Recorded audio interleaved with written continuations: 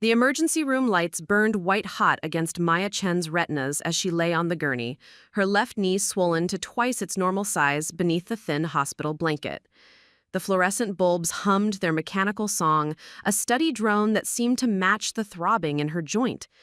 Every few seconds, a wave of pain would crash through her leg like electricity, forcing her to grip the metal rails until her knuckles went bone white. It was an accident. Her mother's voice cut through the antiseptic air, sharp and desperate. Linda Chen sat rigidly in the plastic visitor's chair, her designer purse clutched against her chest like armor. She fell during practice. You know how clumsy teenage athletes can be? Dr. Sarah Martinez looked up from Maya's chart, her dark eyes moving slowly between mother and daughter. 23 years of sports medicine had taught her to read the stories that bodies told, stories that often contradicted the words spoken in sterile hospital rooms. The teenager on the gurney had the lean muscle definition of a serious runner, the kind of athlete who understood her body's limits and capabilities. This wasn't the knee of someone who had simply fallen during practice. "Maya," Dr. Martinez said gently, pulling up a rolling stool to sit at eye level with her patient, "can you tell me exactly what happened?" The question hung in the air like smoke. Maya's eyes darted to her mother, then to the ceiling tiles, then to her hands twisted in the hospital gown. The silence stretched until it became almost unbearable, filled only by the distant beeping as monitors and the shuffle of nurses' shoes in the corridor. I tripped," Maya whispered finally, her voice barely audible above the room's ambient noise. Dr. Martinez noticed how the girl's shoulders tensed as she spoke, how her breathing became shallow and controlled. In the harsh hospital lighting, bruises were becoming visible along Maya's arms, finger-shaped marks in various stages of healing, some fresh and purple, others fading to yellow-green. The pattern was unmistakable to someone who had seen it before. Linda Chen leaned forward, her grip tightened on her purse strap. "As you can see, her injury is just typical..." "Doctor, I'm simply describing what the medical evidence shows. Maya, when you fell, did something hit your knee? Maybe you landed against a curb or a post?" Maya's eyes filled with tears, but she blinked them back rapidly. The silence that followed was heavy with unspoken truths. In that moment, Dr. Martinez noticed something else. A small, crescent-shaped scar on Maya's temple, barely visible beneath her dark hair. Another piece of a puzzle she was beginning to recognize. The examination room door opened, and a nurse stepped in with clipboard in hand. "Dr. Martinez, we have the X-ray results." The images told their own story. Maya's lateral collateral ligament was completely torn, and there were microfractures along the outside of her femur, the kind of damage that occurred when tremendous force was applied to a planted leg. It was the injury profile Dr. Martinez had seen in football players who were blindsided by tackles, in car accident victims whose knees hit dashboards. "Maya," Dr. Martinez said softly, "I need you to understand something. This injury is going to require surgery to repair. Even with the best possible outcome, you're looking at 6 to 8 months of recovery time. There's no way you'll be able to compete in next week's championship." The teenager's face crumpled. Tears she had been holding back spilled over, and her shoulders began to shake. "But I have to," she whispered. "I have to run. The scouts from Stanford are coming. If I don't run, if I don't win..." "If you don't win, what happens?" Dr. Martinez asked gently. Maya's eyes darted to her mother again, and the look that passed between them was loaded with meaning. Fear, desperation, and something else. Something that made Dr. Martinez's chest tighten with recognition. "Nothing," Maya said finally, her voice hollow. "Nothing happens." But Dr. Martinez knew that wasn't true. In her years of treating young athletes, she had learned to recognize the signs of a child carrying weight far beyond their years. Maya Chen wasn't just afraid of losing a race, she was afraid of something much more immediate and personal. Linda Chen stood abruptly, her chair scraping against the linoleum floor. "Doctor, I think we need a second opinion. This seems like an extreme diagnosis for a simple training accident." "Mrs. Chen, I understand this is difficult news, but Maya's injury is severe. Attempting to run on this knee could cause permanent damage. She could end up unable to walk normally, let alone compete." "You don't understand," Linda said, and for the first time her composed facade cracked slightly. "This race is everything. Maya's father, he sacrificed so much for her training. The coaching fees, the equipment, the travel expenses. He's going to be devastated. The way she said devastated made Dr. Martinez look more closely at both women. Maya had gone very still on the gurney, as if trying to make herself invisible. Her breathing was shallow and controlled, the kind of breathing someone learned when they needed to be very, very quiet. "Where is Maya's father now?" Dr. Martinez asked. "He's at work," Linda answered quickly. "He'll be here soon. He always comes to Maya's medical appointments." As if summoned by the mention of his name, the examination room door burst open with enough force to make everyone jump. David Chen filled the doorway, a tall man with broad shoulders and hands that looked capable of tremendous strength. His presence seemed to change the entire atmosphere of the room. The air became thicker, more charged with tension. "What's the diagnosis?" he demanded, not bothering with greetings or pleasantries. His eyes swept the room, taking in his wife's rigid posture, his daughter's tear-stained face, and the doctor who was now standing protectively near Maya's gurney. "Mr. Chen," Dr. Martinez said, extending her hand professionally, "I'm Dr. Martinez. Maya has suffered a significant knee injury that will require surgical repair and extensive rehabilitation." David's face darkened as he ignored the offered handshake. "How significant? She has the state championship in 6 days." "She won't be running in 6 days, or 6 months," Dr. Martinez replied firmly. "The lateral collateral ligament is completely torn, and there are associated fractures. This is a serious injury that needs immediate surgical intervention." The silence that followed was deafening. David's jaw worked as if he were chewing something bitter, and his hands slowly clenched into fists at his sides. Maya seemed to shrink further into the gurney, pulling the blanket higher despite the room's warmth. "How?" David asked, his voice dangerously quiet.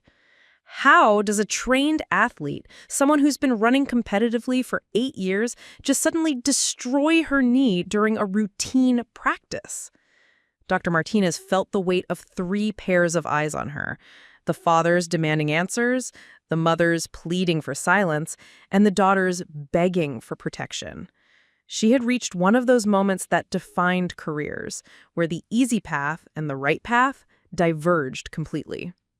"Mr. Chen," she said carefully, "the injury pattern suggests that Maya's knee was struck by significant lateral force while her foot was planted.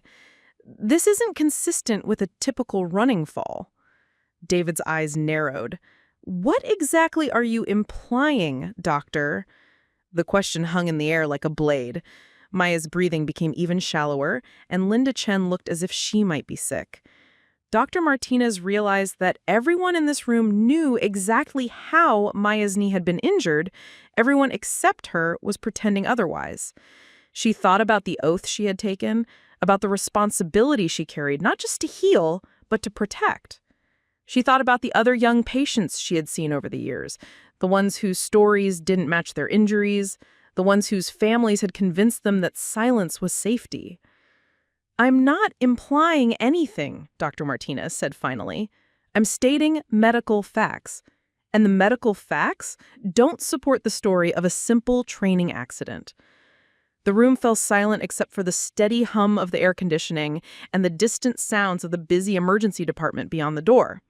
In that silence, Maya Chen closed her eyes and tried to disappear, while her mother gripped her purse like a lifeline, and her father stood motionless, processing the implications of what the doctor had just said.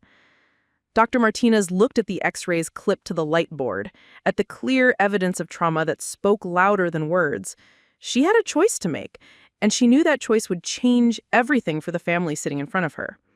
But some decisions couldn't be avoided, no matter how uncomfortable they made everyone in the room. Outside the examination room, the hospital continued its rhythm of healing and crisis, of families brought together and torn apart by truth and circumstance.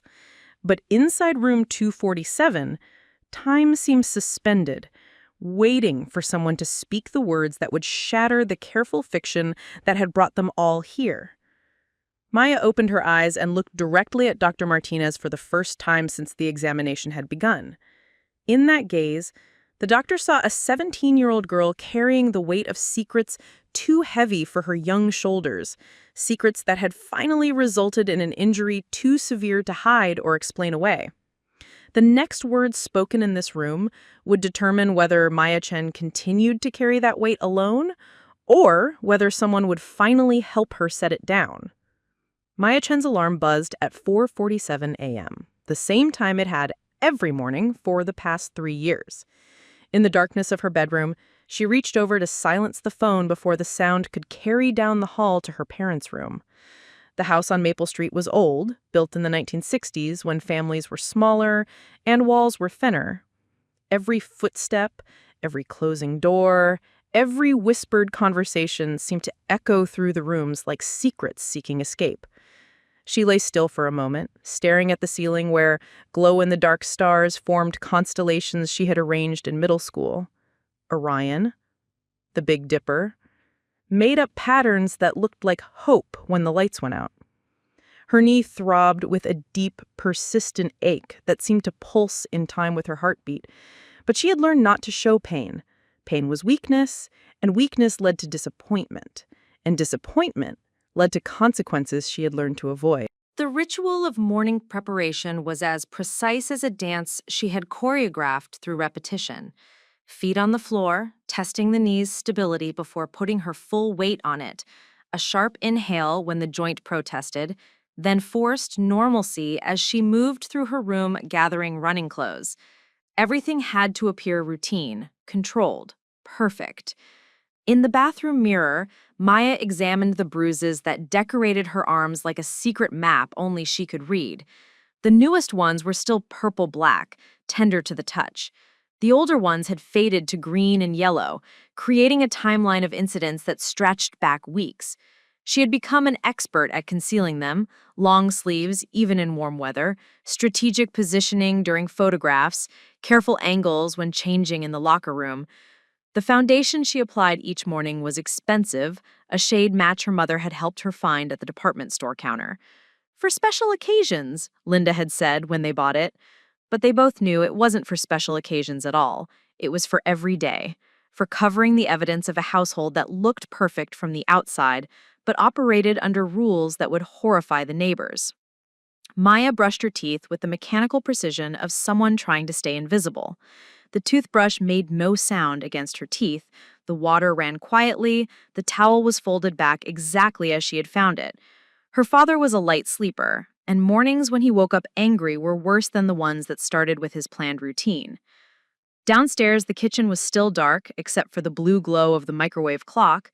Maya moved through the familiar space without turning on lights, her muscle memory guiding her hands to the cabinet where protein bars were stored, to the refrigerator for the water bottles she filled each night before bed. Her morning nutrition was calculated down to the gram, fuel for a body that was expected to perform regardless of its condition. The protein bar tasted like cardboard and artificial vanilla, but she chewed it methodically while reviewing her mental checklist for the day. Morning run, 5 miles on the path through Riverside Park.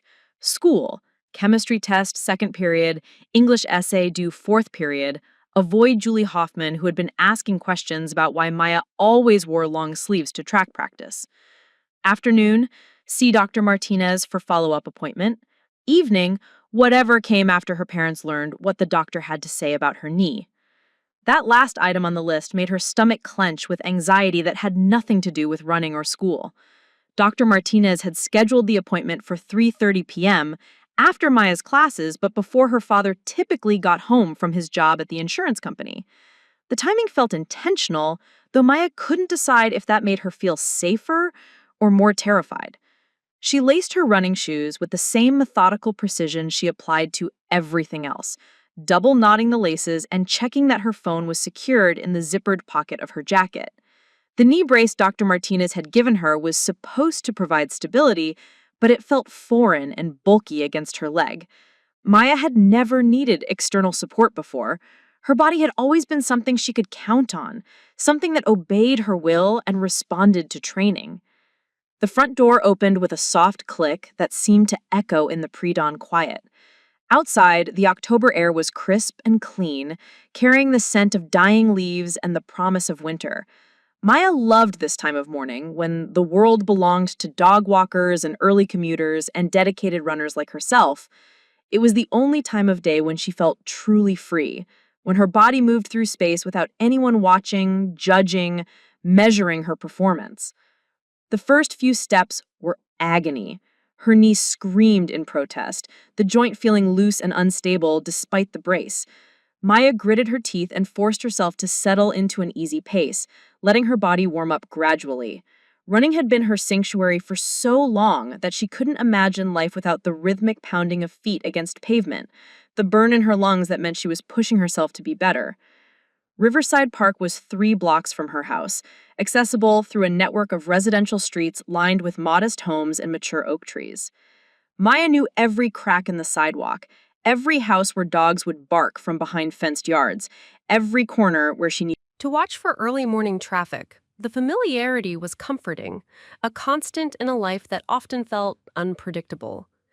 The park's main trail wound among the Clearwater River for 2.5 miles before looping back on itself. In summer, the path was crowded with families and casual joggers, but in the early morning darkness of October, Maya often had it to herself. The river moved slowly beside the trail, reflecting the streetlights like scattered diamonds on black velvet. As she settled into her stride, Maya allowed her mind to wander to the places it went when her body was occupied with the simple act of moving forward. She thought about college applications, due in just 6 weeks.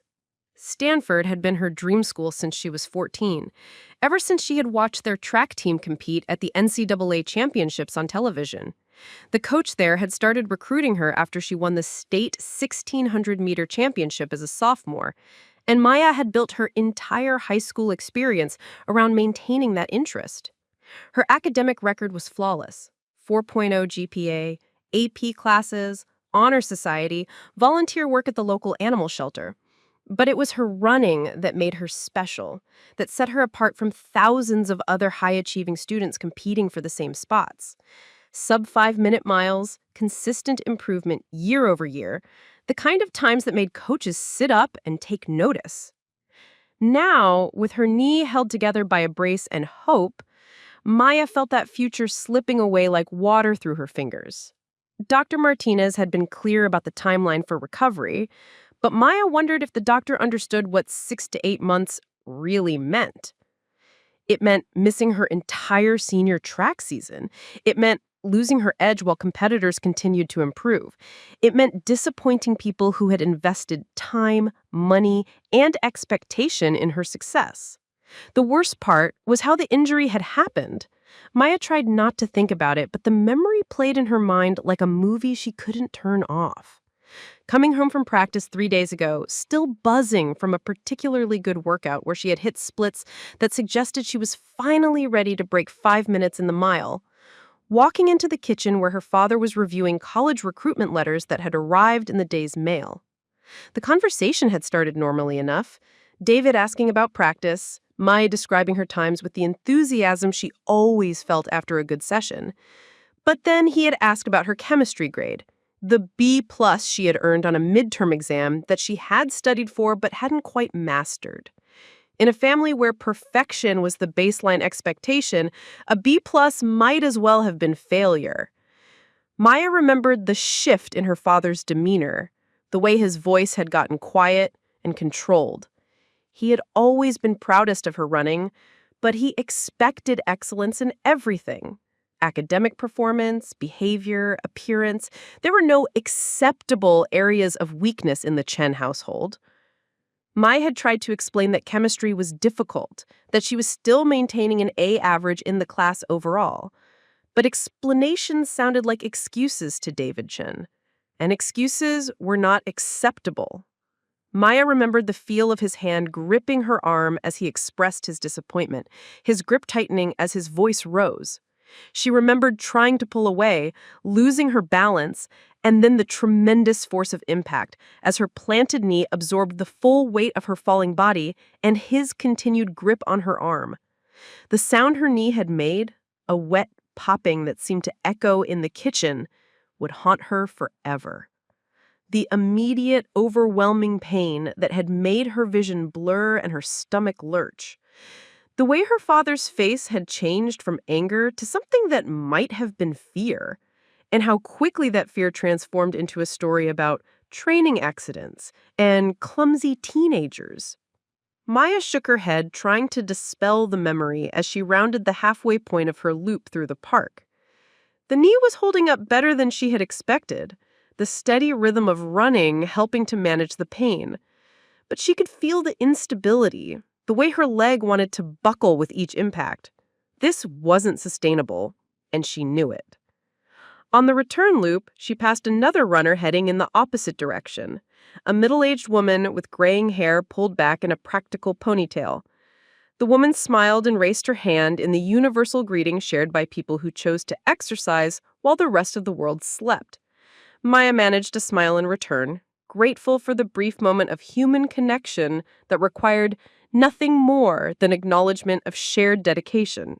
As she approached the final mile, Maya's phone buzzed with a text message. She slowed to a walk and checked the screen, her heart rate spiking when she saw her mother's name. "Dad's up early. Says he wants to drive you to school today. Be home by 6:30. The message felt like a trap snapping shut. Maya checked the time on her phone. 6:22 a.m.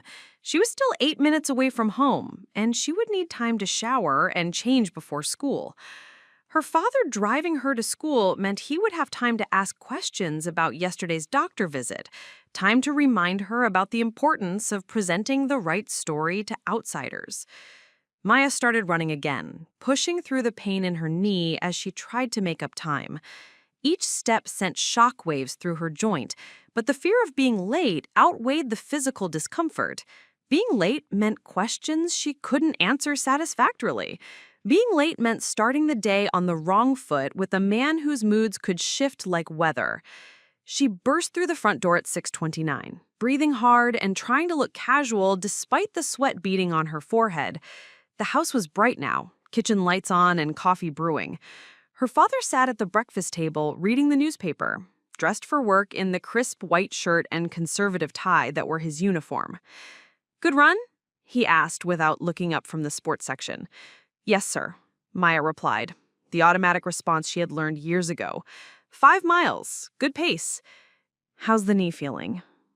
The question was asked casually, but Maya heard the weight behind it. This was information gathering, not paternal concern. "Much better," she said, forcing brightness into her voice. "Dr. Martinez thinks it's healing well." This was a lie, but it was the lie her father wanted to hear.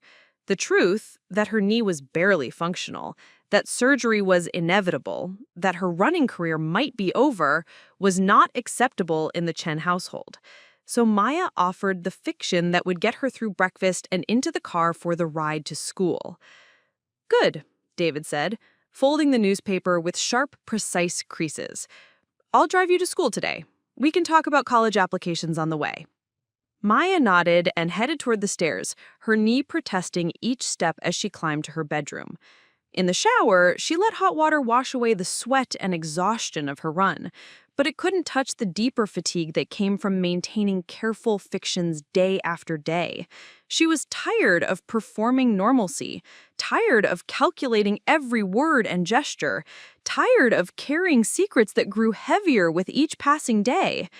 But exhaustion was a luxury Maya couldn't afford. She had a chemistry test to pass, an English essay to submit, and a father to convince that everything was exactly as it should be. The performance had to continue, at least until she figured out how to change the script.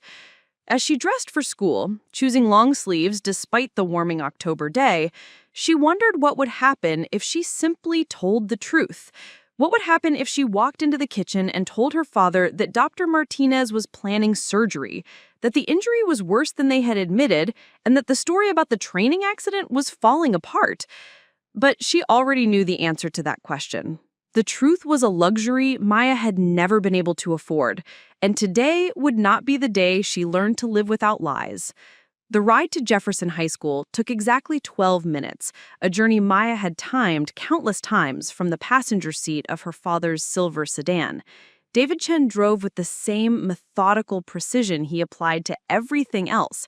Hands at 10 and 2, speed exactly at the limit, radio tuned to the morning news program that delivered information in measured, serious tones. Maya sat beside him, her chemistry textbook open in her lap, pretending to review for her test, while actually memorizing every word of their conversation for later analysis. "The Stanford coach called yesterday," David said, as they stopped at the traffic light on Main Street. His voice carried the particular tone he used when discussing Maya's future. Part pride, part pressure, part warning. "Coach Williams wanted to know about your training schedule, whether you're ready for the championship next week." Maya's stomach clenched. She kept her eyes on the textbook, tracing molecular diagrams with her finger to avoid meeting her father's gaze in the rearview mirror. "What did you tell him?" "I told him you're having your best season yet, that you're healthy, focused, and ready to show what 4 years of serious training can produce." The light turned green, and David accelerated smoothly. "I also told him that scouts from 3 other schools will be watching, so he better be prepared to make his best offer." The weight of expectation settled on Maya's shoulders like a lead blanket. She thought about Dr. Martinez's words from the previous afternoon. Surgery, months of rehabilitation, no guarantee of returning to competitive form. The gap between her father's promises and her medical reality felt like a chasm that widened with every word he spoke. "Dad," Maya began carefully, "what if something happened, like an injury that affected my times?" The car's interior went silent except for the hum of tires on asphalt and the distant chatter of the radio. David's hands tightened almost imperceptibly on the steering wheel, and Maya could see his jaw working in the reflection of the side mirror. "What's not going to happen?" he said finally.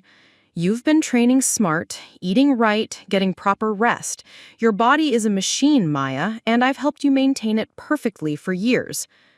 The word maintain made Maya think of oil changes and tune-ups, of objects that existed to perform specific functions. She wondered when she had stopped being a daughter and started being a project, a vehicle for her father's ambitions that happened to share his DNA. They pulled into the student parking lot at Jefferson High, joining the stream of teenagers arriving for another day of academic performance, tests, and the careful navigation of social hierarchies.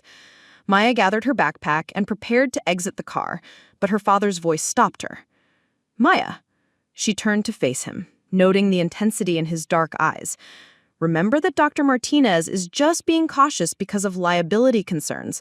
Doctors always assume the worst-case scenario to protect themselves. But you and I both know you're stronger than whatever they're worried about." It wasn't a question or a suggestion, it was an instruction. Maya nodded, the motion feeling like signing a contract she hadn't read. "I'll pick you up after your appointment. We can stop for dinner and discuss strategy for the championship. Just the two of us." Maya's throat went dry. Dinner with her father meant extended conversation, detailed questions, and the expectation that she would maintain whatever story they had agreed upon. It meant being trapped in a confined space with someone who believed his version of reality should supersede medical facts. "Okay," she managed, her voice sounding steadier than she felt. "I'll see you after school." She climbed out of the sedan and watched it pull away, David's taillights disappearing into the morning traffic. Around her, the parking lot buzzed with the energy of 17 and 18-year-olds preparing for another day of academic performance, tests, and the careful navigation of social hierarchies. Maya navigated through clusters of students toward her locker, nodding to acquaintances but avoiding deeper conversations. Her social life had become increasingly isolated over the past year as her training schedule intensified and her father's expectations grew more demanding. At her locker, she encountered Julie Hoffman, a teammate from the track team who had been asking increasingly pointed questions about Maya's long sleeves and frequent absences from team social events. Julie was the kind of person who noticed details others missed, who remembered inconsistencies in stories and wasn't afraid to ask uncomfortable questions. "Maya!" Julie's voice carried genuine warmth and concern. "How are you feeling? Coach Peterson said you missed practice yesterday because of a doctor's appointment." Maya fumbled with her locker combination, buying time to construct an acceptable response. Just routine stuff, making sure my training program is optimized for the championship. Right, the championship. Julie leaned against the adjacent locker, her expression skeptical. Are you sure you're okay? You've seemed different lately, more stressed. The observation was accurate, but dangerous. Maya had learned to compartmentalize stress, to present a calm facade even when her internal world was chaotic. But Julie's athlete's instincts were apparently picking up on subtleties Maya thought she had concealed. I'm fine, Maya replied, forcing brightness into her voice as she gathered books for her morning classes. Just focused on running fast next week. Julie noted, but Maya could see she wasn't entirely convinced. Well, if you ever need to talk about anything, training stress, college pressure, family stuff, I'm here, okay? Sometimes it helps to have someone outside the situation to bounce things off of. The offer was genuine, and for a moment, Maya felt the dangerous temptation to accept it. What would it feel like to tell someone about the careful lies, the calculated performances, the growing fear that her life was spinning beyond her control? What would it feel like to admit that she was terrified of disappointing people, but even more terrified of what happened when she did? Thanks, Maya said, instead, closing her locker with perhaps more force than necessary. I appreciate it, but everything's good. They parted ways as the first period bell rang, Julie heading toward AP History, while Maya made her way to Advanced Chemistry. The classroom was already filling with students reviewing notes and discussing the periodic table trends they would be tested on. Maya slid into her usual seat in the third row, opened her textbook, and tried to focus on molecular structures instead of the growing certainty that her carefully constructed world was beginning to collapse. The chemistry test was harder than Maya had expected, despite her hours of preparation. She found herself second-guessing answers, distracted by the persistent ache in her knee and the weight of the conversation with her father. Chemistry required logical thinking and methodical problem-solving, skills that were compromised when part of her mind was constantly calculating how to maintain fictional narratives. During lunch, Maya sat alone in the library, reviewing her English essay on identity in contemporary literature. The irony was not lost on her, writing about authentic self-expression while living a life built on careful omissions and strategic truths. Her essay explored how characters in modern novels struggled to balance societal expectations with personal integrity, themes that felt uncomfortably relevant to her own experience. The afternoon passed slowly, each class period bringing her closer to the 3:30 appointment with Dr. Martinez. Maya found herself watching the clock, counting down minutes like a prisoner awaiting either pardon or execution. The uncertainty was almost worse than knowing what would happen. At least certainty allowed for planning, for mental preparation. At 3:15, Maya signed out a study hall and made her way to the student parking lot where her mother was waiting in the family's compact SUV. Linda Chen looked tired, older than her 42 years, with worry lines that seemed to have deepened overnight. She wore the careful makeup and professional clothing of someone who worked in real estate, but Maya could see the tension beneath the polished exterior. "How was school?" Linda asked as Maya buckled her seatbelt, the question automatic and perfunctory. "Fine," Maya replied, equally automatic. "How was work?" "Busy. I showed 3 houses this morning and have 2 more appointments after we finish at the doctor's office." They drove toward Dr. Martinez's sports medicine clinic in relative silence, both women lost in their own thoughts about what the appointment might reveal. Maya stared out the passenger window at the familiar streets of their suburb. Neat lawns, matching mailboxes, houses that Looked like catalogs of middle-class success. Every home probably contained its own collection of secrets, its own family negotiations between appearance and reality. The Clearwater Sports Medicine Center occupied a modern building near the hospital, all glass and steel, designed to convey technological sophistication and medical expertise. Maya had been there twice before for routine sports physicals, visits that had been brief and unremarkable. This appointment felt different, charged with potential consequences that extended far beyond her knee. Dr. Martinez's waiting room was filled with athletes in various stages of injury and recovery, a high school football player with his arm in a sling, a middle-aged runner icing her ankle, a young gymnast doing rehabilitation exercises under the supervision of a physical therapist. Maya wondered if their injuries were also complicated by family dynamics, or if their paths to healing were straightforward matters of medical treatment and time. Maya Chen? A nurse called her name, and Maya followed her down a hallway lined with anatomical posters and motivational quotes about perseverance and recovery. The examination room was identical to the one in the emergency department. Bright lights, medical equipment, the antiseptic smell of a place where bodies were reduced to mechanical problems requiring technical solutions. Dr. Martinez entered a few minutes later, carrying Maya's chart and wearing the expression of someone who had spent considerable time thinking about a complex case. She greeted both Maya and Linda professionally, but Maya noticed how the doctor's attention seemed focused primarily on her, as if the previous visit had shifted the dynamic of their relationship. "How has your knee felt since our last appointment?" Dr. Martinez asked, settling onto her rolling stool and making eye contact with Maya. "Better," Maya replied automatically, the response her mother had coached her to give during the drive to the clinic. "The swelling has gone down, and it doesn't hurt as much." Dr. Martinez nodded and made a note in Maya's chart. "Have you been wearing the brace I gave you?" "Yes, especially when I'm active." "And have you been active? Running, jumping, any sports activities?"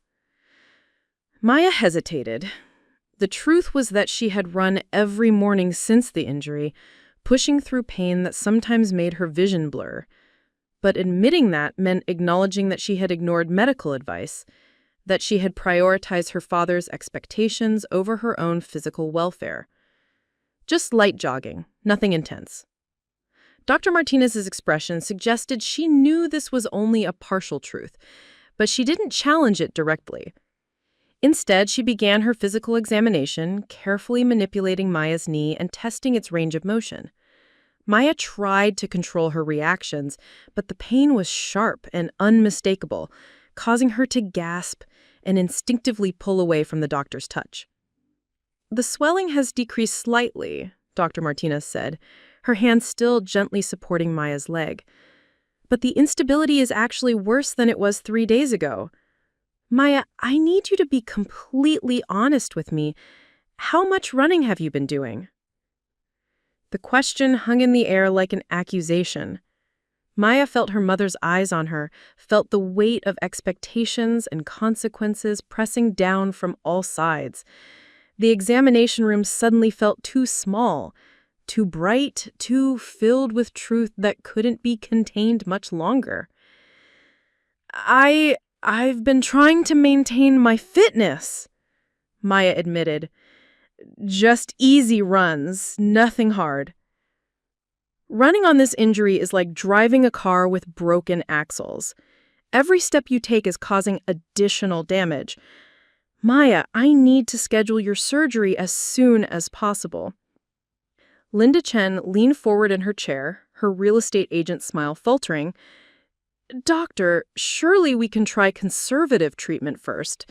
Physical therapy, rest, maybe some anti-inflammatory medication." Mrs. Chen, your daughter's lateral collateral ligament is completely severed. It's not going to heal itself with rest and therapy. Without surgical repair, Maya risks permanent instability, chronic pain, and potentially catastrophic re-injury. Maya watched her mother's face cycle through emotions: denial, bargaining, fear, and something else that looked like resignation. The careful foundation of their shared fiction was cracking under the weight of medical reality. "How long would recovery take?" Linda asked quietly. 6 to 8 months for full return to competitive running. Surgery next week, then progressive rehabilitation. Maya would miss her entire senior track season. The words seemed to echo in the small room. Maya felt something break inside her chest. Not her heart, exactly, but the fragile hope she had been carrying that somehow everything would work out, that she could run through the pain and maintain the illusion that everything was fine. "There has to be another option," Linda said, her voice taking on a desperate edge. "Maya's father has been planning for this championship for years. He's taken time off work, arranged for family to come watch, contacted college coaches. If Maya doesn't run—" She didn't finish the sentence, but Maya heard the unspoken words. If Maya didn't run, her father's careful plans would collapse. His investment in coaching, equipment, travel, and emotional energy would be wasted. His vision of Maya's future, Stanford, NCAA championships, Olympic trials, would evaporate like morning mist. Dr. Martinez looked between mother and daughter, her expression growing more serious. Mrs. Chen, I understand this is disappointing, but Maya's long-term health has to be the priority. What concerns me more is the pattern of injuries I'm seeing. Maya's breath caught. She had hoped the doctor wouldn't mention the bruises, the finger-shaped marks that had faded but not disappeared entirely. Pattern? Linda asked, her voice carefully controlled. Maya has what appears to be multiple contusions in various stages of healing. Combined with the mechanism of her knee injury, it suggests she may be experiencing trauma that goes beyond typical sports-related accidents. The room went completely silent. Maya could hear her own heartbeat, could feel her mother's panic like a physical presence in the air between them. This was the moment she had been dreading, when the careful lies could no longer contain the truth of what was happening in the Chen household. "Doctor," Linda said, her voice barely above a whisper, "I think you're misunderstanding the situation. Maya is just clumsy. She's always been accident-prone." Dr. Martinez turned to Maya, her dark eyes full of compassion and determination. "Maya, is there anything you want to tell me? Anything about how your injuries really happened?" Maya felt the weight of the moment pressing down on her like gravity. Here was an adult who seemed genuinely concerned about her welfare, who was offering her a chance to tell the truth without consequences she couldn't control. But the truth felt too big, too dangerous, too likely to destroy what remained of her family's careful equilibrium. "I'm just clumsy," Maya repeated her mother's words, hating how small her voice sounded. "I'm sometimes run into things." Dr. Martinez nodded slowly, but Maya could see the disappointment in her expression. The doctor had offered her an exit from the maze of lies, and Maya had chosen to remain lost rather than risk whatever waited beyond the walls. "I see," Dr. Martinez said. "Well, regardless of how these injuries occurred, we need to address the medical reality of your knee. Maya, I'm going to schedule you for surgery Monday morning. This isn't optional. Your joint will not function properly without surgical repair." "Monday?" Linda's voice cracked. "But the championship is Saturday." Mrs. Chen, if Maya attempts to run on Saturday, she could cause permanent damage that would end her running career forever. Is one race worth that risk? Maya watched her mother struggle with the question. In the Chen household, everything was worth the risk if it meant meeting expectations. Injury was temporary. Disappointment was forever. Maya had learned this lesson through years of playing through pain, competing while sick, prioritizing performance over health. Can we wait until after Saturday?" Linda asked. "Just a few more days?" Dr. Martinez shook her head firmly. "Absolutely not. Every day we delay increases the risk of complications. Maya, I need you to understand something. Your knee is barely holding together right now. One wrong step, one awkward landing, and you could suffer damage that no surgery can fix." Maya felt tears building behind her eyes, but she blinked them back. Crying was another form of weakness, another disappointment she couldn't afford to show. "I understand," she said. "Do you?" Dr. Martinez asked gently. "Because I need to know that you understand this isn't about one race or one season. This is about whether you'll be able to run at all in 5 years, 10 years, for the rest of your life." The long-term perspective felt foreign to Maya, who had been trained to think only about the next race, the next time trial, the next opportunity to prove herself worthy of the investment others had made in her success.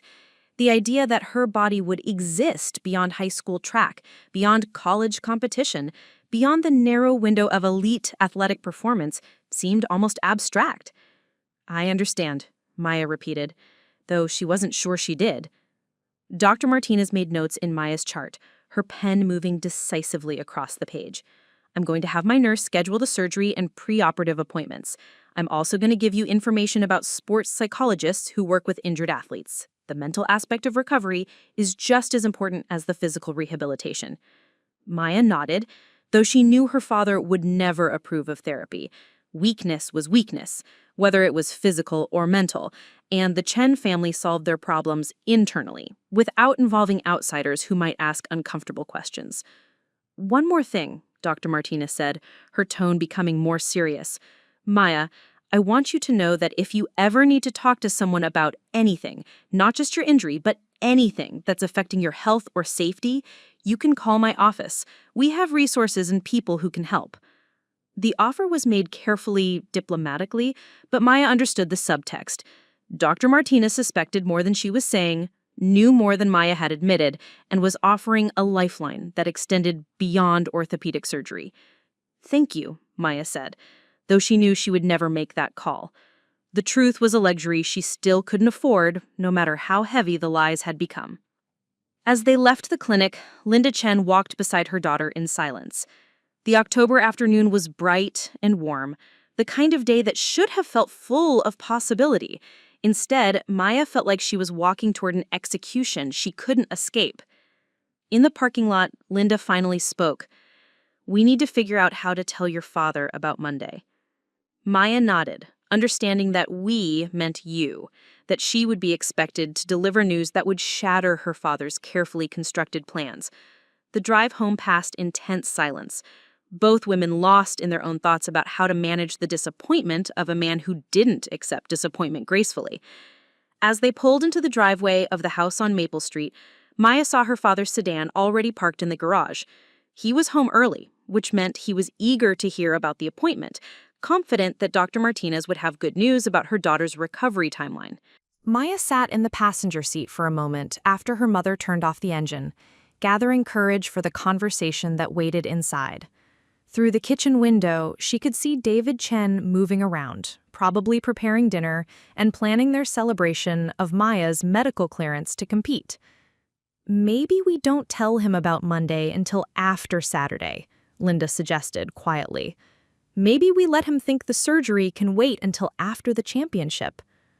Maya looked at her mother, seeing the fear and desperation in her eyes. Even Linda, who had spent years managing David's expectations and moods, was afraid of how he would react to news that dismantled his plans so completely. "He'll find out eventually," Maya said. "But not today," Linda replied.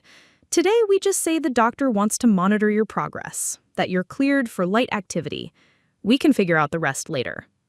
Maya nodded, agreeing to extend their fiction for a few more days. She followed her mother into the house, where the smell of David's cooking filled the kitchen and classical music played softly from the stereo. He looked up from the stove with the expression of someone expecting good news, and Maya forced a smile that felt like it might crack her face. "How did it go?" David asked, his voice full of anticipation. "Good," Maya said, the lie coming easier than it should have. "Dr. Martinez says I'm healing well." David's smile was brilliant, relieved. "I knew it. Doctors always err on the side of caution, but I knew you were tougher than whatever they were worried about." Maya nodded and excused herself to go upstairs and change clothes. In her bedroom, she sat on the edge of her bed and stared at her reflection in the dresser mirror. The girl looking back at her seemed like a stranger, pale, hollow-eyed, carrying secrets too heavy for her 17-year-old shoulders. Monday morning felt both impossibly far away and terrifyingly close. 4 more days of maintaining the lie. 4 more days of pretending everything was fine. 4 more days of carrying the weight of truth that grew heavier with each passing hour. Maya changed into casual clothes and went back downstairs to help with dinner, slipping back into the role of dutiful daughter with the practiced ease of someone who had been performing for years. But underneath the performance, she was counting hours until Monday morning, when Dr. Martinez would repair her knee and, perhaps inadvertently, begin the process of repairing the careful fictions that held the Chen family together. The dinner conversation focused on strategy for Saturday's championship. David's enthusiasm infectious, as he described racing tactics and discussed Maya's competition. Maya participated with appropriate enthusiasm, asking questions and agreeing with his assessment of her chances. But part of her mind was already in Monday's operating room, where the truth of her injury would finally be addressed, regardless of the consequences for her family's carefully constructed dreams. Outside, the October evening settled over Maple Street like a blanket, and Maya wondered if this would be one of the last normal dinners her family would share. Change was coming, whether they were ready for it or not, and Maya wasn't sure any of them were prepared for what honesty might cost. Thursday morning arrived with the kind of crystalline clarity that made lies feel impossible to maintain. Maya woke before her alarm, her internal clock disrupted by anxiety that had been building like storm pressure for days. Through her bedroom window, she could see frost coating the neighbor's lawn, the first real sign that winter was asserting itself over their suburban landscape. The cold seemed to seep through the glass and settle in her bones, making her injured knee ache with a persistence that no amount of ibuprofen could touch. She lay in bed for several minutes, staring at the ceiling and trying to summon the energy for another day of careful performance. In 2 days, her father expected her to run the race that would determine her collegiate future. In 4 days, Dr. Martinez would cut into her knee and discover the full extent of damage that Maya was still trying to pretend didn't exist. The collision course between expectation and reality felt inevitable now, like watching 2 trains approach each other on the same track. The morning routine proceeded with its usual precision, but Maya noticed small changes in her parents' behavior that suggested the stress was affecting everyone. Her mother moved through the kitchen with jerky, nervous energy, checking and rechecking Maya's schedule as if organizing details could somehow control outcomes. Her father seemed more focused than usual, his conversation peppered with references to Saturday's race and the college scouts who would be watching. "I confirmed with Coach Williams yesterday," David said as Maya forced down her protein bar and water. "Stanford will have 2 representatives at the meet, the head coach and their recruiting coordinator. They're specifically coming to watch you run." Maya's stomach clenched around the artificial vanilla flavor of her breakfast. The pressure of performing in front of Stanford coaches would have been daunting under normal circumstances, but running on a knee that was held together by determination and medical tape felt like an exercise in public humiliation. "That's great," she managed, hoping her voice carried appropriate enthusiasm, rather than the terror she actually felt. "I also spoke with the local sports reporter from the Clearwater Tribune. She wants to do a feature story about your championship run, maybe follow up with a piece about signing day when you make your college decision." The idea of newspaper coverage made Maya's anxiety spike even higher. Public attention meant scrutiny, questions, people watching closely enough to notice if something seemed wrong. Maya had become skilled at managing her parents' expectations, but the thought of performing for strangers who might see through her careful facade felt overwhelming.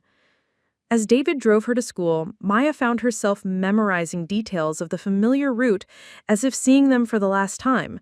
The traffic light where they always stopped, the coffee shop where her father sometimes bought his morning espresso, the crosswalk where elementary school children waited with their bright backpacks and innocent enthusiasm. Everything looked the same as it had yesterday, but Maya felt like she was experiencing it from the other side of an invisible barrier. "You're quiet this morning," David observed as they pulled into the parking lot. "Nervous about tomorrow night?" Tomorrow night was the team pasta dinner, a tradition where the track squad gathered for carb loading and team bonding before major competitions. Maya had always enjoyed these events, but the thought of pretending enthusiasm for a race she knew she couldn't complete felt like preparing for her own funeral. "I'm just focused," which was true in a way she couldn't explain to her father. "Good. Focus is what separates champions from everyone else." Maya nodded and gathered her backpack, but before she could exit the car, David reached over and squeezed her shoulder. The gesture was meant to be supportive, but his grip was firm enough to make her wince.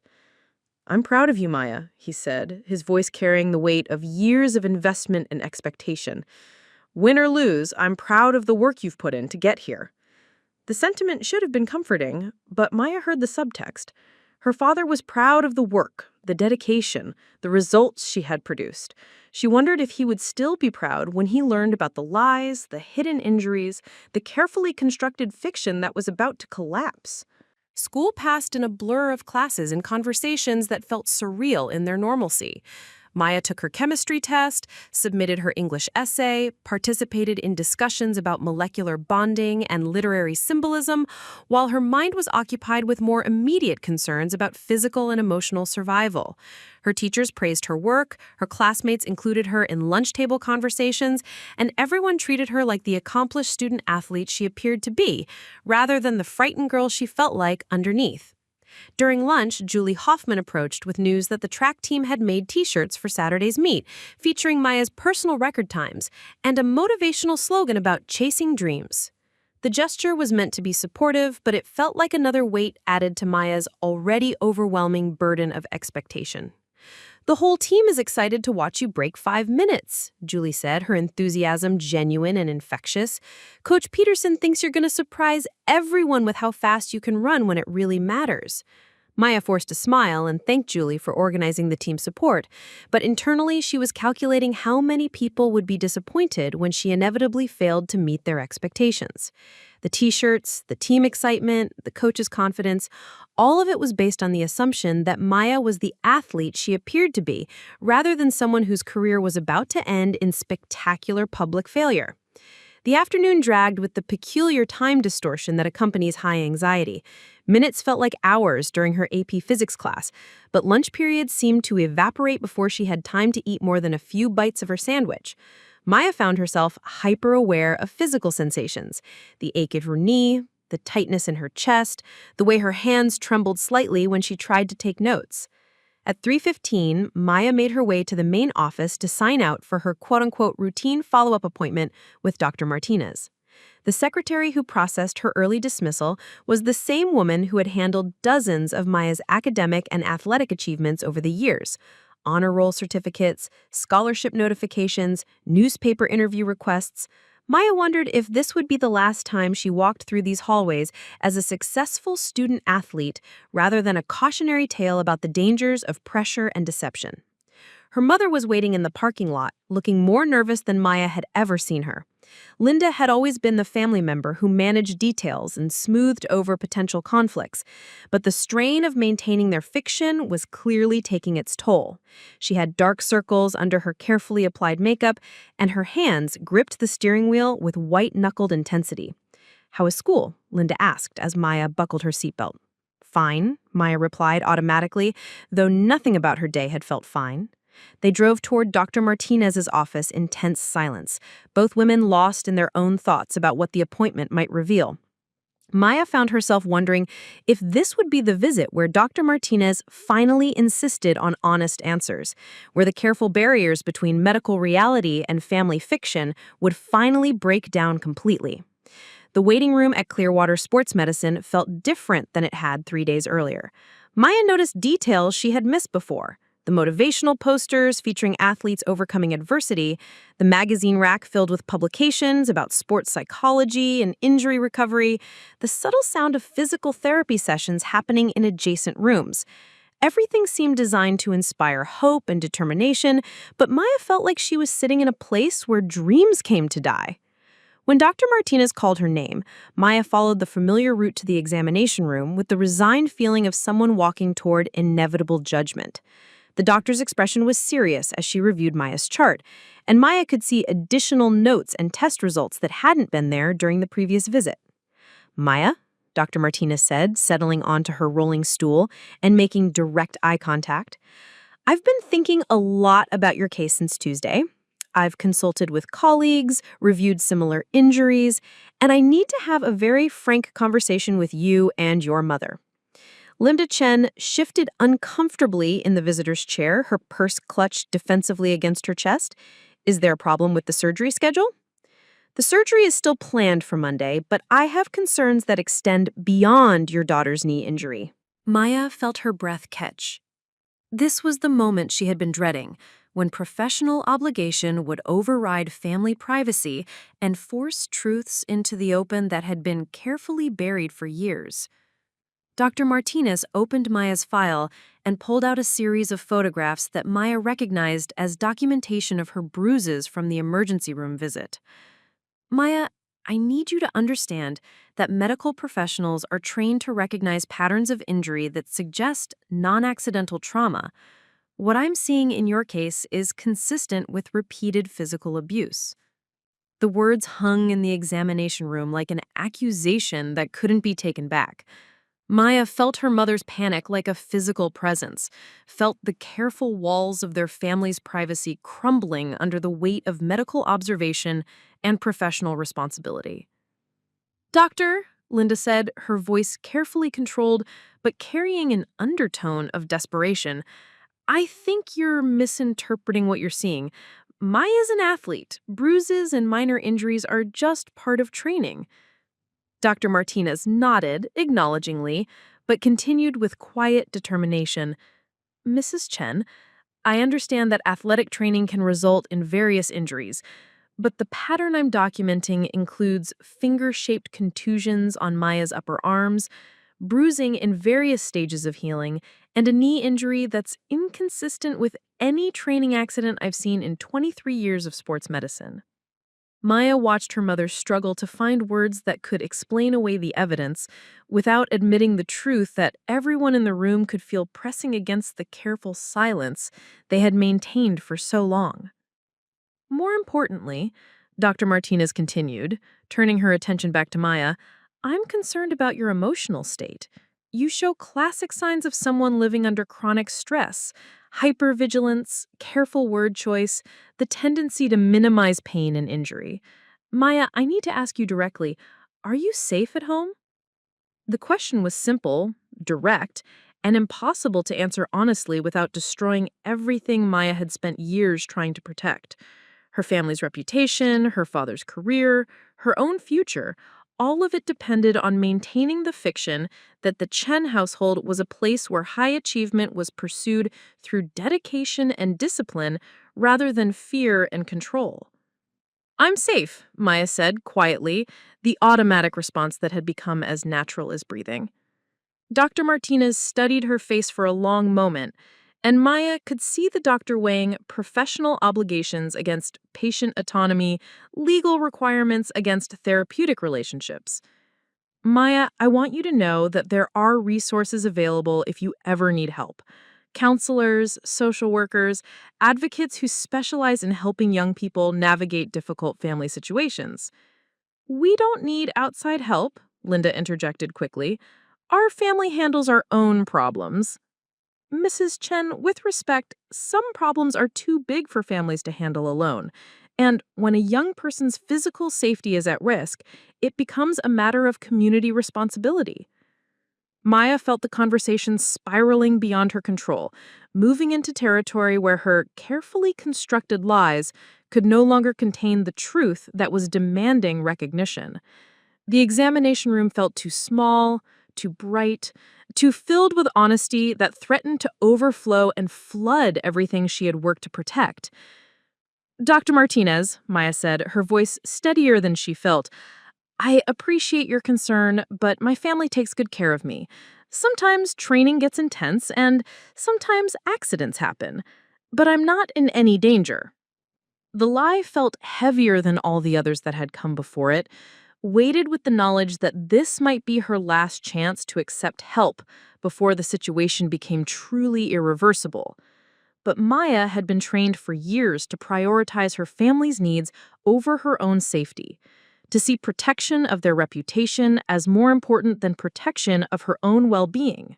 Dr. Martinez made notes in Maya's chart, but Maya could see the frustration and concern in her expression. "All right, but Maya, I want you to have this information anyway." The doctor handed her a small card with phone numbers for crisis hotlines, counseling services, and emergency resources. Maya took the card automatically, knowing she would probably throw it away before her parents could see it. "Now, about your surgery on Monday," Dr. Martinez continued, shifting back to medical territory that felt slightly safer for everyone involved. I need to discuss what your recovery is going to look like, and I need both of you to understand that this process cannot be rushed. Linda leaned forward, grasping for some element of control in a situation that had moved far beyond her ability to manage.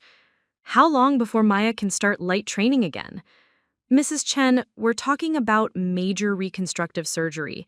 Maya will be on crutches for at least 6 weeks, then progressive physical therapy for several months.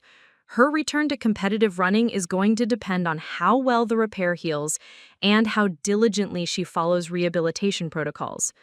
But she could be back to full training by next fall, Linda pressed, for her senior year season? Dr. Martinez shook her head.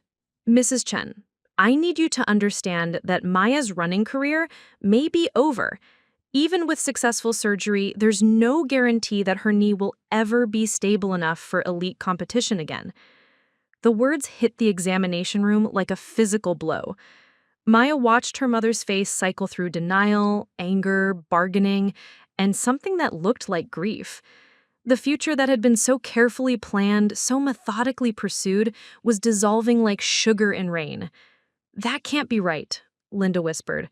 Maya's been training since she was 9 years old. Running is her whole identity.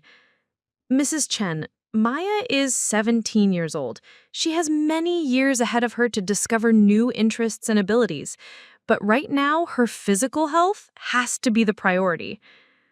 Maya sat quietly on the examination table, processing the reality that Dr. Martinez was offering her a different kind of future than the one she had been trained to want.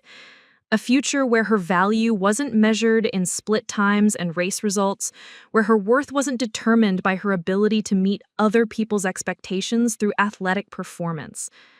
What happens if I don't have the surgery? Maya asked. Dr. Martinez's expression grew serious. Without surgical repair, you'll have chronic instability and pain. You won't be able to run competitively, and you'll be at high risk for further injury that could affect your ability to walk normally. So surgery is really the only option? Yes, Maya. And the sooner we do it, the better your long-term prognosis will be. Maya nodded, accepting the reality that had been inevitable since the moment her knee had made that wet popping sound in her family's kitchen. Okay, Monday morning. Dr. Martinez scheduled the preoperative appointments and explained the surgical procedure in detail, but Maya found her attention drifting to larger questions about what her life would look like after Monday. Without running to define her identity, without the constant pressure to perform at elite levels, without the framework of training schedules and race goals that it structured every day for the past 8 years, who would she be? As they prepared to leave, Dr. Martinez pulled Maya aside while her mother gathered insurance paperwork and scheduling information. Maya, the doctor said quietly, I want you to know that Monday's surgery is about more than just fixing your knee. It's about giving you a chance to start over, to build a life that isn't dependent on hiding pain or pretending everything is fine. Maya looked into Dr. Martinez's eyes and saw genuine compassion, professional concern, and something else that might have been hope. For the first time in years, an adult was offering her permission to prioritize her own well-being over other people's expectations. Thank you, Maya said, and meant it more than she had meant anything in a long time. As they walked to the parking lot, Linda Chen was unusually quiet. Maya could see her mother processing the reality that their carefully constructed world was about to change in ways that couldn't be controlled or managed through strategic lies and careful omissions.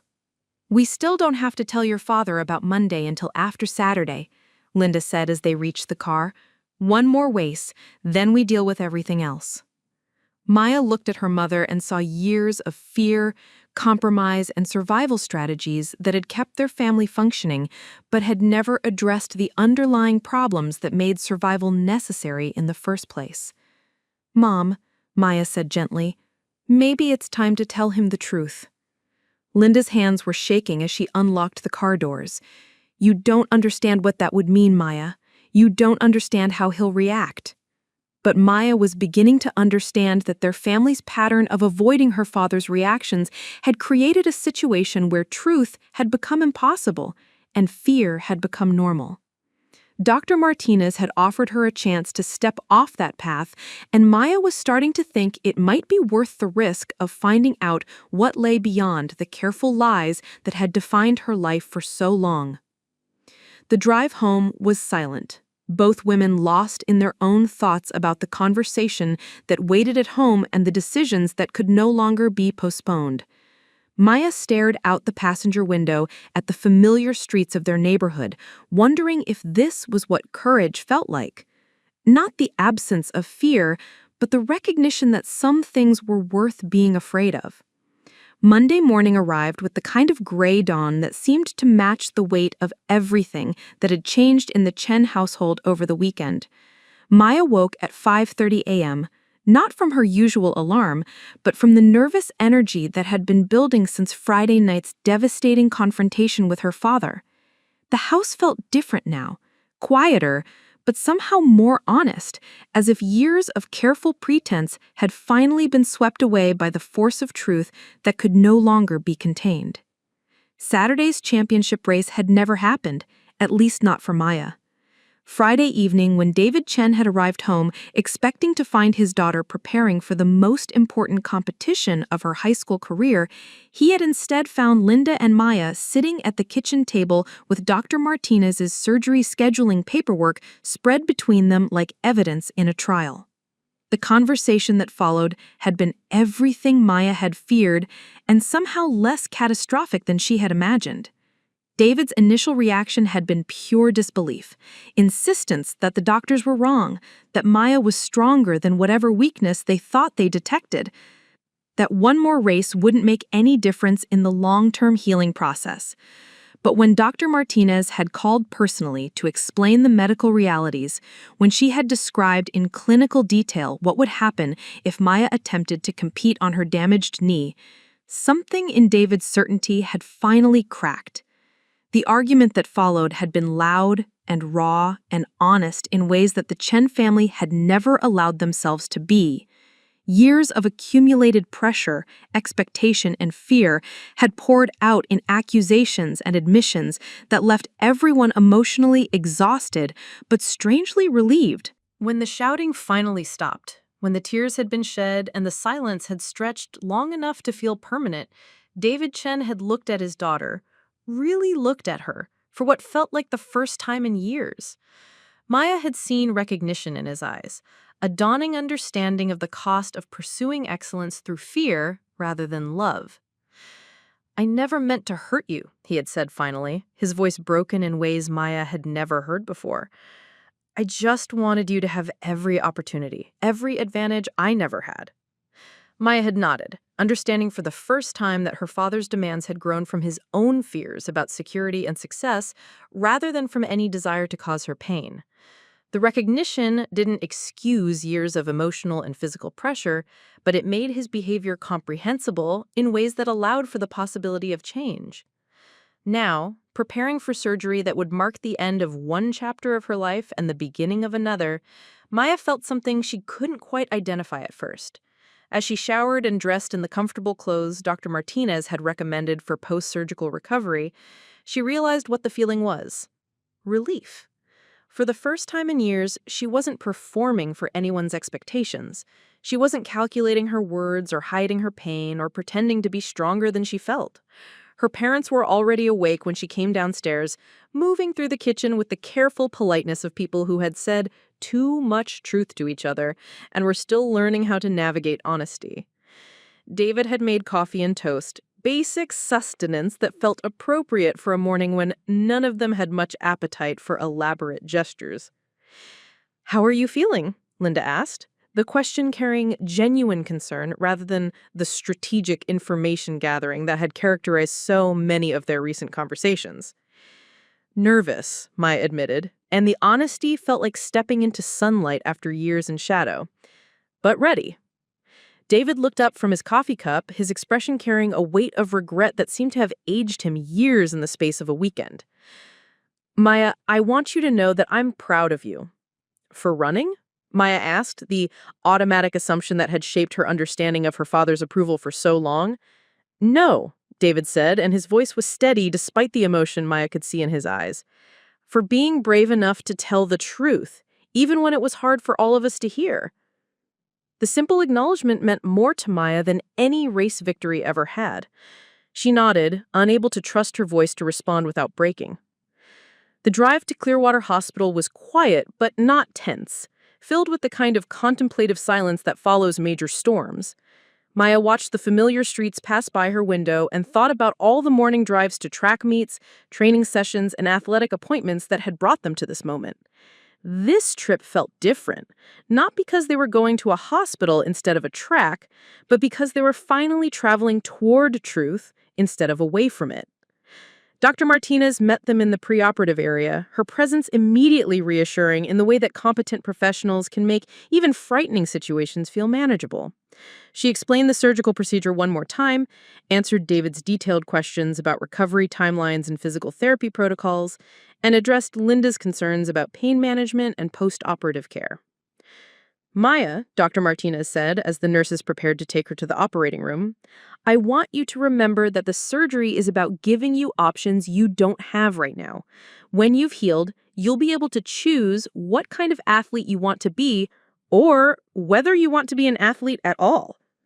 The idea of choice felt foreign to Maya, who had been following other people's plans for her body and her future for so long that she had almost forgotten that alternatives existed.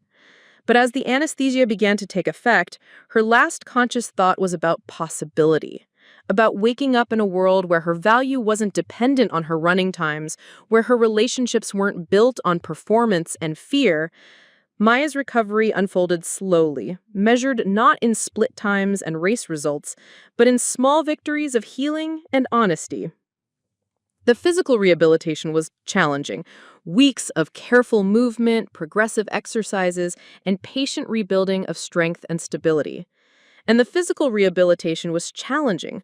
Weeks of careful movement, progressive exercises, and patient rebuilding of strength and stability. Emotional healing happened alongside the physical repair, as the Chen family learned to navigate relationships based on genuine care rather than performance expectations.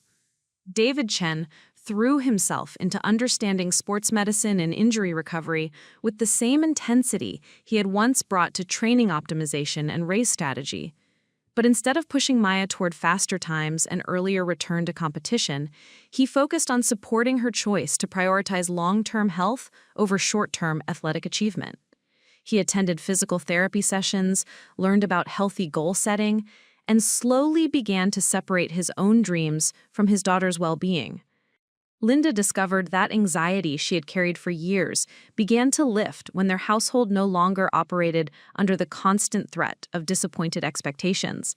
She started attending a support group for families dealing with sports-related pressure and learned that their experience wasn't unique, that many families struggled to balance athletic achievement with emotional health. Maya herself found the adjustment more complex than she had anticipated. Without the rigid structure of training schedules and competition goals, she felt temporarily adrift, uncertain about how to define herself beyond her identity as a runner. The scholarship opportunities she had been pursuing evaporated, and Maya had to reimagine her path to college and career in ways that didn't depend on athletic achievement. But as the weeks passed, Maya discovered interests and abilities that had been dormant during her years of single-minded focus on running. She found herself drawn to the science behind sports medicine, fascinated by the intersection of anatomy, psychology, and healing that Dr. Martinez had demonstrated. Her English teacher encouraged her to write about her experience, and Maya discovered that she had a gift for articulating complex emotions in ways that helped other people feel less alone. 3 months after surgery, Maya was walking without crutches and beginning light jogging as part of her rehabilitation program. Her knee would never be as strong as it had been before the injury, and her times would never return to their previous levels. But for the first time since middle school, Maya was running for the joy of movement rather than the pressure of performance, and the difference transformed her relationship with her own body. Julie Hoffman visited regularly during Maya's recovery, and their friendship deepened beyond the surface-level camaraderie of teammates. Julie had questions about what had really happened in the Chen household, and Maya found herself able to answer honestly in ways that helped both girls understand how family pressure could distort athletic participation. I always wondered why you seemed so stressed about running. I mean, you were amazing at it, but you never seemed to enjoy it the way the rest of us did. Maya nodded, recognizing the truth in Julie's observation. I think I forgot that it was supposed to be fun. It became all about not disappointing people, about living up to expectations that kept getting higher. Their conversations led to Julie organizing team discussions about healthy, competitive attitudes and recognizing signs of excessive pressure in athletic programs. Maya found herself becoming an informal advocate for athlete mental health, sharing her story with younger runners who were struggling with similar pressures. 6 months after surgery, Maya was accepted to the University of Vermont with an academic scholarship, planning to study exercise science with a focus on sports psychology. The path was different from the one she had originally envisioned, but it felt authentic in ways that her previous plans never had. She would still be involved in athletics, but as someone who understood both the benefits and the costs of competitive pressure. David Chen began seeing a counselor specializing in parental relationships with young athletes. The process was difficult for a man who had always prided himself on being in control, but he slowly learned to separate his own ambitions from his daughter's well-being. He started volunteering with a local running program, helping coach elementary school children in ways that emphasized fun and personal improvement rather than comparative performance. I used to think love meant pushing you to be the best, he told Maya during one of their weekly father-daughter dinners, a new tradition they had established as part of rebuilding their relationship. I didn't understand that sometimes love means accepting who you already are. Maya appreciated her father's efforts to change, though she also recognized that healing their relationship would be a long-term process, requiring patience and continued honesty from both of them. The bruises had faded, but the emotional patterns that had created them took longer to address. The transformation in the Chen household became apparent to their community in gradual ways. Neighbors noticed that the family seemed more relaxed, that conversations in their driveway were filled with laughter rather than intense discussion of training schedules and race results. Maya's teachers observed that she participated more freely in class discussions, less concerned about giving perfect answers, and more engaged with genuine learning. Dr. Martinez continued to monitor Maya's physical recovery, but their appointments increasingly focused on emotional and psychological healing as well. The doctor had become something of a mentor to Maya, demonstrating how medical professionals could advocate for patients' overall well-being rather than simply treating isolated injuries. You know, Dr. Martinez said during one of their follow-up visits, what happened to you is unfortunately not uncommon in youth athletics. High-pressure environments can create situations where young people's physical and emotional needs get overlooked in pursuit of competitive success. Maya nodded, thinking about the other young athletes she had met during her recovery who were dealing with similar issues. Is there anything that can be done systemically, like to help other families avoid what we went through? Dr. Martinez smiled, recognizing the passion in Maya's voice. Actually, there is. Sports medicine programs are starting to include more education about healthy family dynamics and recognizing signs of excessive pressure. And young people who've been through experiences like yours can be powerful advocates for change. The conversation planted seeds for Maya's future career aspirations, combining her interest in sports science with her growing passion for athlete advocacy. She began researching graduate programs that would allow her to work with young athletes and their families, helping them navigate competitive pressures in healthier ways. Maya's story became known in their community through a feature article in the Clearwater Tribune, though the focus was quite different from the championship coverage that had originally been planned. The reporter, Sarah Kim, had approached the story expecting to write about a promising young athlete's comeback from injury. Instead, she found herself documenting a family's journey toward honesty and healing. What Maya and her family experienced highlights important questions about how we support young athletes. When does encouragement become pressure? How do we help talented young people pursue excellence without sacrificing their physical and emotional well-being? The article generated significant community discussion about youth athletics programs and parental involvement in competitive sports. Maya found herself invited to speak at parent education nights and coaching clinics, sharing her perspective on maintaining healthy boundaries and athletic development. 9 months after surgery, Maya was jogging regularly and had returned to light competitive running through her university's club team rather than the varsity program. The difference in atmosphere was significant. Club runners competed for personal satisfaction and team camaraderie rather than scholarships and national rankings. Maya discovered that she could still love running when it wasn't burdened with the weight of other people's expectations. Her knee would always carry some instability, a reminder of the period when her family's dynamics had prioritized performance over health. But Maya learned to see the scar from her surgery not as a mark of failure, but as evidence of healing, both physical and emotional. The Chen family's transformation wasn't complete or perfect. David still occasionally slipped into his old patterns of intense focus on achievement, and Linda sometimes reverted to conflict avoidance strategies that prioritize peace over honesty. Maya herself struggled with perfectionist tendencies and the lingering effects of years spent managing other people's emotions. But they had learned to recognize these patterns and address them directly rather than allowing them to fester under polite silence. Family dinners included discussions about feelings and concerns, rather than just schedules and achievements. Disagreements were addressed through conversation, rather than avoidance or intimidation. Maya's relationship with running evolved into something more sustainable and joyful. She discovered trail running, where the focus was on enjoying natural environments, rather than achieving specific times. She began mentoring younger runners, helping them develop healthy relationships with competition and training. The thing about running, Maya told a group of middle school athletes during a clinic she was helping coach, is that it should make you feel strong and capable, not afraid and pressured. If running starts to feel like something you have to do perfectly or else face consequences, then something needs to change. The young athletes listened intently, some of them clearly recognizing elements of their own experience in Maya's words. Maya realized that her story could serve as both warning and hope, a cautionary tale about the dangers of excessive pressure, but also proof that families could change and healing was possible. 2 years later, Maya Chen stood at the starting line of the Burlington Marathon Relay, feeling the familiar flutter of pre-race nerves that she had learned to welcome rather than fear.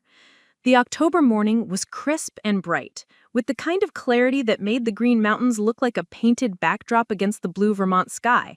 She was running the third leg of the relay for her university's club team, a 6-mile stretch through downtown Burlington that would challenge her fitness without demanding the sub-5-minute pace that had once defined her identity. Her knee felt strong beneath the lightweight brace she still wore for longer runs, the scar from Dr. Martinez's surgery now just another part of her body's landscape. Maya had learned to read her knee's signals, to respect its limitations while pushing gently against its capabilities. Some days it ached with weather changes, and some runs had to be cut short when stability became an issue. But Maya had discovered that running within her body's actual capabilities felt more satisfying than the constant push beyond sustainable limits that had characterized her high school career. Maya! Julie Hoffman's voice carried across the staging area, and Maya turned to see her former teammate approaching with the confidence of someone who had found her stride in college athletics.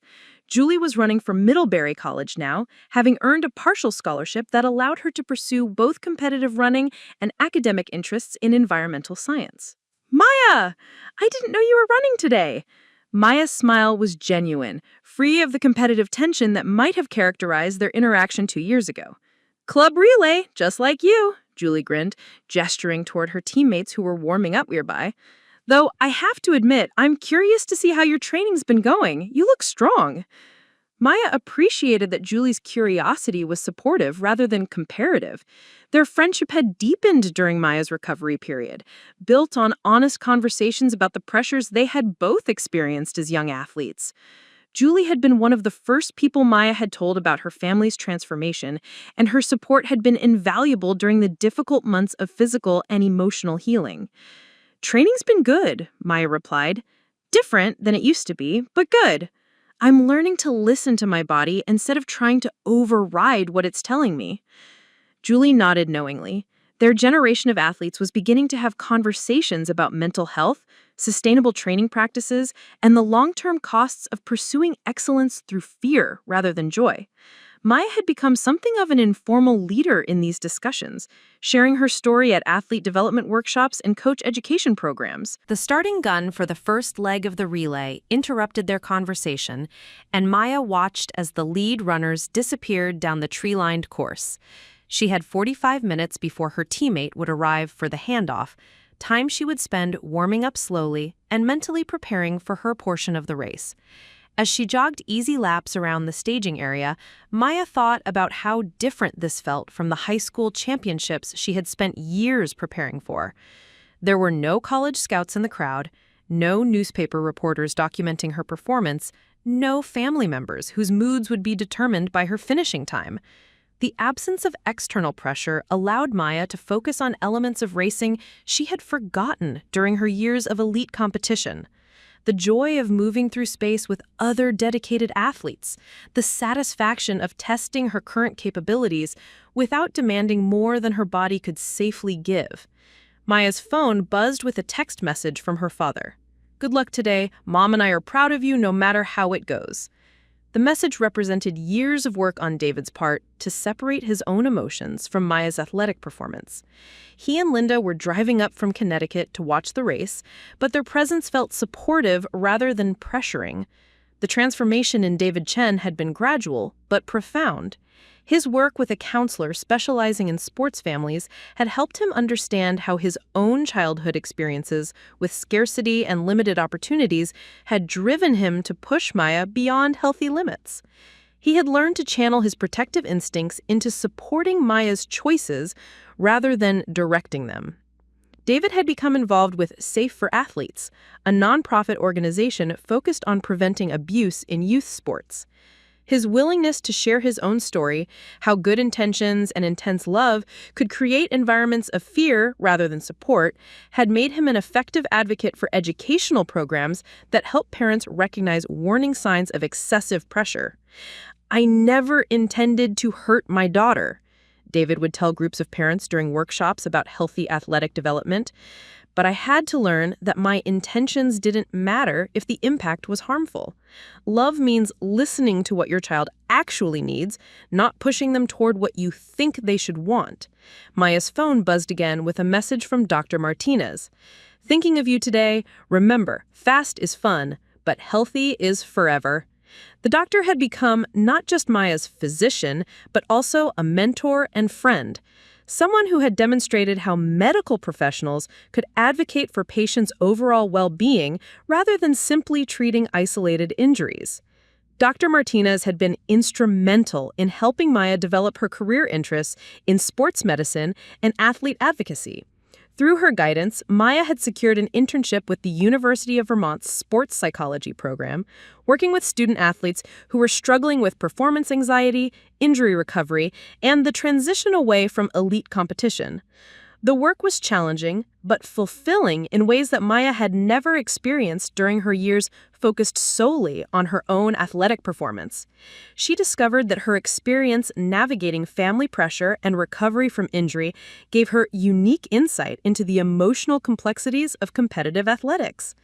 Maya understands what it feels like to carry expectations that feel too heavy, Dr. Sarah Hendricks, the sports psychology program director, had noted in Maya's internship evaluation. Her ability to create safe spaces for athletes to discuss their struggles is remarkable for someone so young.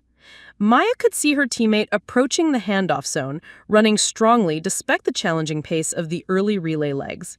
She moved toward the exchange area, shaking out her legs and mentally rehearsing the smooth baton transfer they had practiced.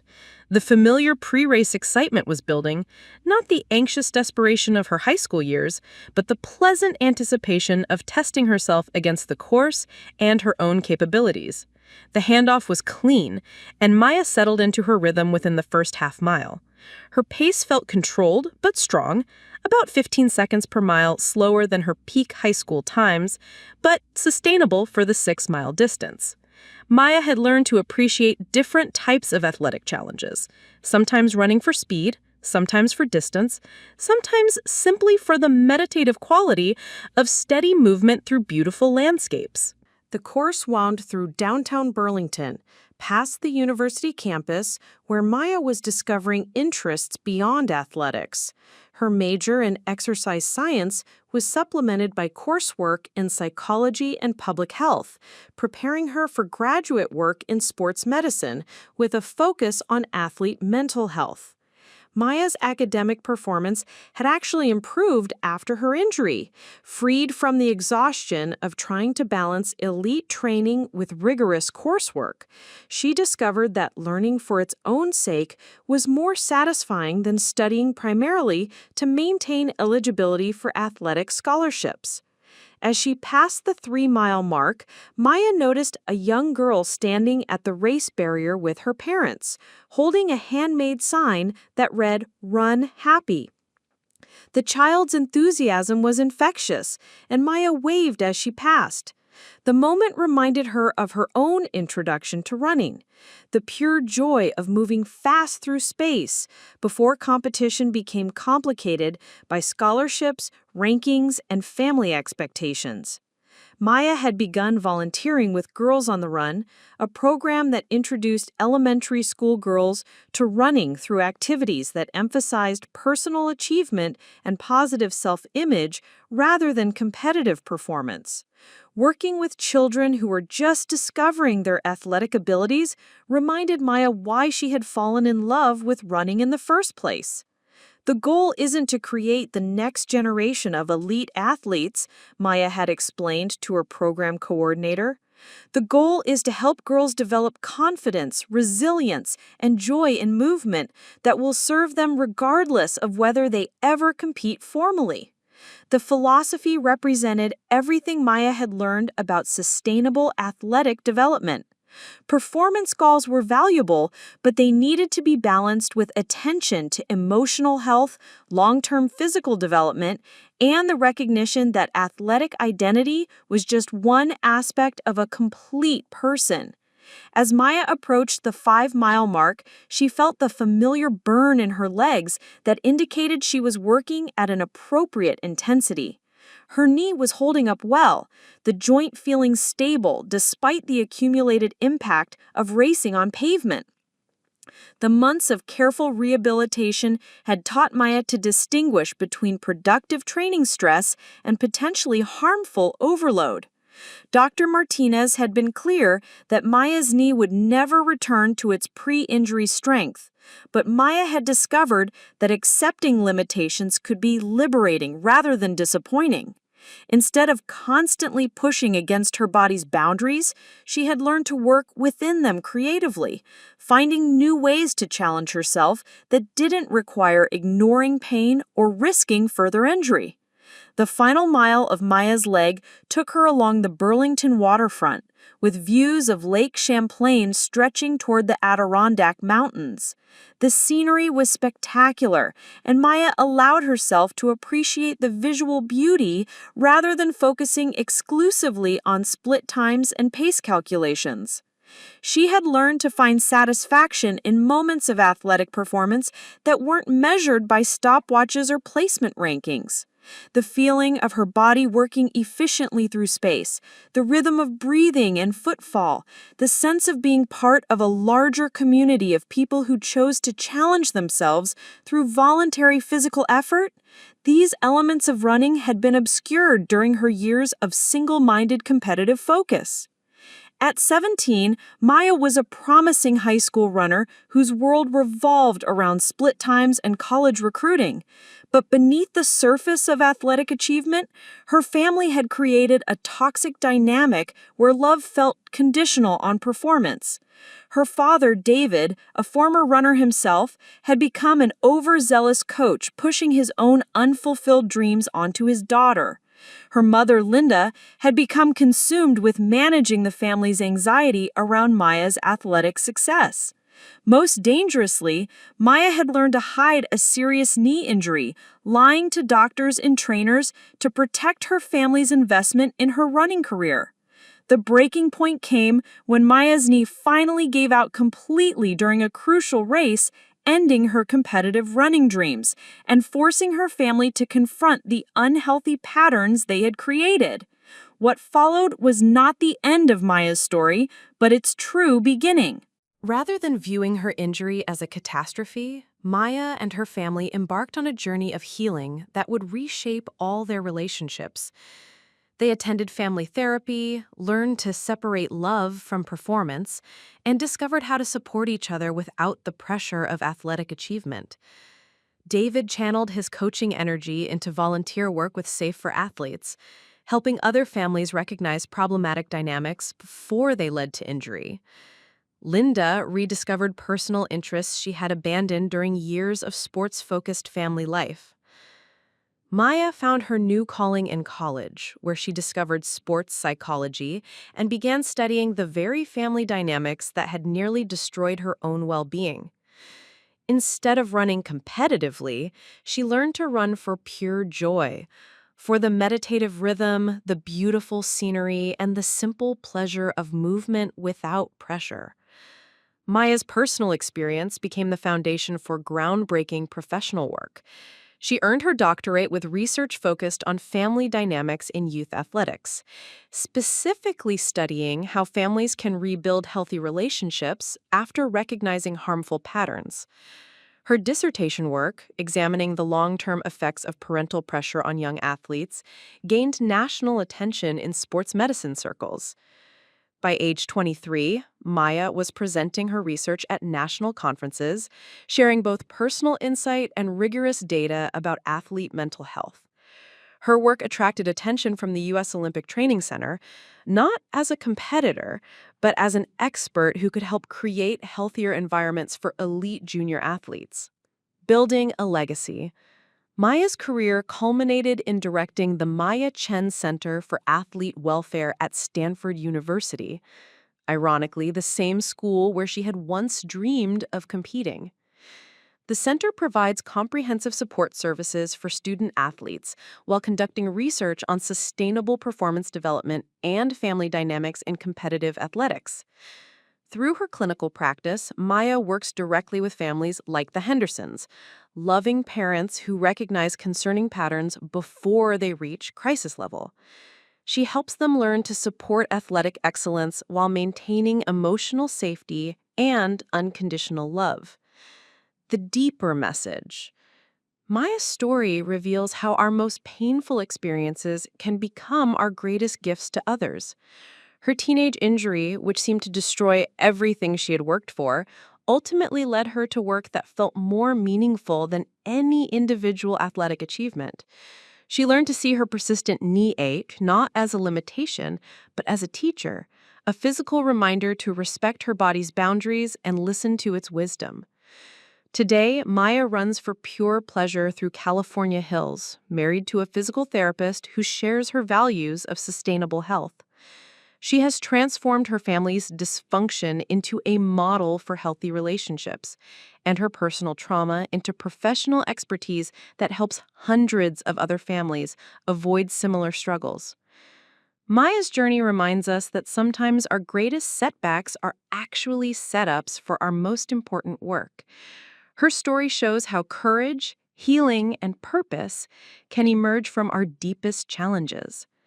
If you found Maya's story inspiring and want to hear more transformative tales of resilience, purpose, and personal growth, please subscribe to join our community of listeners who believe that our struggles can become our greatest strengths.